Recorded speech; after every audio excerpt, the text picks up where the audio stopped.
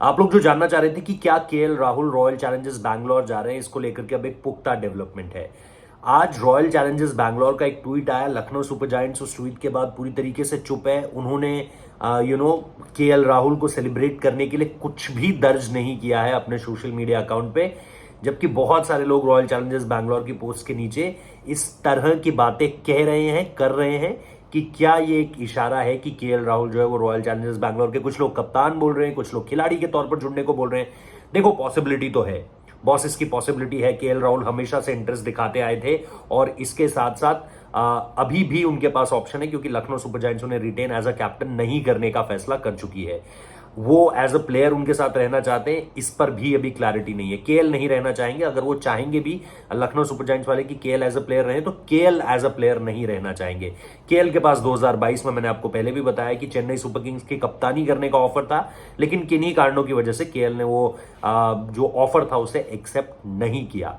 अब केएल के पास जितनी हमारी जानकारी है, ऑब्वियसली उनके पास सीएसके का प्रपोजल आ सकता है, लेकिन पंजाब से भी वो जुड़ सकते हैं।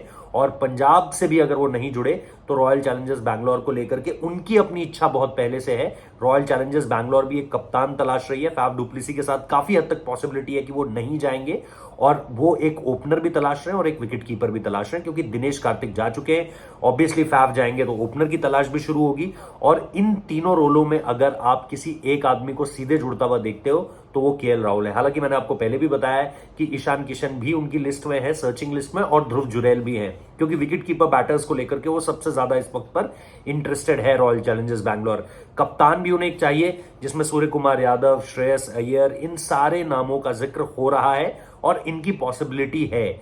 लेकिन केएल राहुल, जैसा मैंने कहा, ये पोस्टर जो आया है रॉयल चैलेंजर्स बैंगलोर की तरफ से, कुछ लोग मुझे कह रहे हैं, जब मैंने ट्वीट किया तब मुझे कह रहे थे कि भाई आप ये समझिए कि आरसीबी के जो एडमिन है वो ज्यादा एक्टिव रहते हैं। मैंने कहा लखनऊ के एडमिन भी सुबह से पोस्ट कर रहे हैं।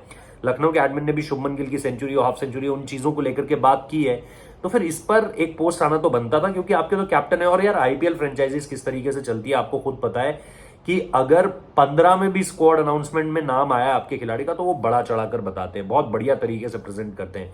यहां तो यार 8,000 इंटरनेशनल रन पूरा करने की बात थी, या तो इस पर कुछ भी ना होता, या इस पर बैंगलोर का पोस्ट आया और एलएसजी का नहीं आया। हालांकि जैसा मैंने कहा, इट्स लिटिल वियर्ड कि एलएसजी ने जो है वो केएल राहुल के साथ एक तरीके की सोशल मीडिया के माध्यम से ही सही दूरी बनाना शुरू कर दी है। ये पोस्ट कहीं ना कहीं अगर एलएसजी की तरफ से आता तो एक मैसेजिंग कम से कम जब तक मेंटेन कर सकते हैं तब तक तो मेंटेन करना चाहिए उस मैसेजिंग को। लेकिन आरसीबी की तरफ से पूरी तरीके से वाइब आ रही है कि आरसीबी में शायद केएल राहुल जुड़ सकते हैं। अभी भी उनके पास मल्टीपल ऑप्शंस हैं मल्टीपल टीम में जाने के। वो पंजाब की कप्तानी भी करते हुए दिख सकते हैं। एक आध फ्रेंचाइजीज और है, और खबर पुख्ता होगी तो आप लोगों को अच्छे से बताऊंगा। But coming from royal Challengers Bangalore, ये जो पोस्ट आया है ये निश्चित तौर पर बहुत सारी बातें क्रिएट करता है। अब इस पोस्ट को आप सीधे तौर पर डिस्क्रिप्शन में भी जाकर देख सकते हैं, मैंने लिंक दिया हुआ है, और आपको इसके बारे में फिर वहां ज्यादा पढ़ने को मिलेगा। Thank you so much for joining this video. Please subscribe कर लेना, प्लीज लाइक कर देना, और जैसा मैं लगातार कहता रहता हूं, व्हाट्सएप चैनल से जुड़ जाओ। लाइव वीडियोस के डिस्क्रिप्शन में लगातार उसका लिंक दिया हुआ है, तो वहां पर जुड़ जाओ और वहां मिलता हूं आपसे। Thank you so much.